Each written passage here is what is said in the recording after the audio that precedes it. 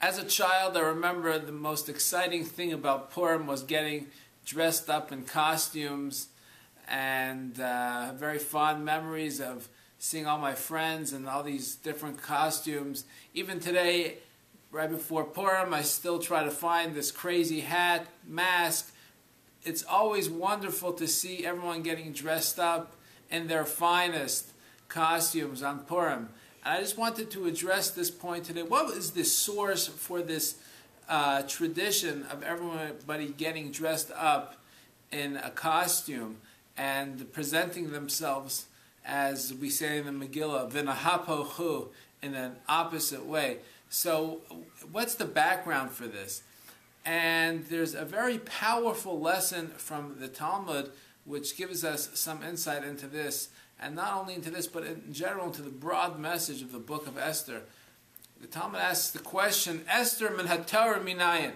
Where is there any reference to the concept of Esther, or the person Esther, in the Torah? And the Talmud answers, because it says, in the end of Devarim, Deuteronomy, God says, V'anochi haster aster panai bayomahu. I will conceal my face on that day. Meaning there are going to be certain days throughout history that God's face will be concealed, and there will be tragic events that occur, unfortunately, and people will search for God, and God's face will be concealed. The more God's face is open and transparent to us, the more blessing and goodness there is in life. And unfortunately, when God's face becomes concealed, there's tragedies in the world. So God's face is concealed in the book of Esther. If we take a look at the book of Esther, it's the only book in the entire scripture, the entire Tanakh, where God's name is not mentioned even once. It's just a story about this king who was a womanizer and an alcoholic, who got upset at his wife.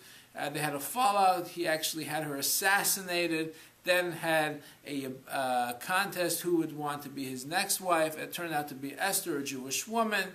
In the meantime, there was this prime minister that he had that was a rabid anti-Semite that had this plan to annihilate all the Jews. But Mordechai, the Jewish leader at that time, interceded on behalf with Esther and got her to lobby the king to annul the decree. And it sounds like a very good drama and will make a great novel, but there's no mention of God's name in this book. And the Talmud says it's not by accident. It's because to teach us this message that even though we don't see God's apparent hand in a circumstance, it's still there. And V'anochi haster aster panai, I concealed my face, God says, but I'm still there. Just as we know, if someone's wearing a mask, they're still there behind the mask. And that is the reason why we dress up on Purim. It's not just putting on a mask or dressing in an unusual way. It's to reflect this deep message that God's presence, although it's concealed in our times, but it's still nonetheless there. And I think that should bring comfort to all of us in today's time. Because many times we wonder, we look for meaning in life, we look for purpose, and most importantly, we look for godliness, and we are disappointed and we don't see it. But we have to remember the lesson of Esther. We must remember that even when the situation seems challenging and even dire, we must remember that God's presence is always there, even if it's sometimes behind the mask. Have a meaningful Purim, a happy Purim, and a joyful Purim.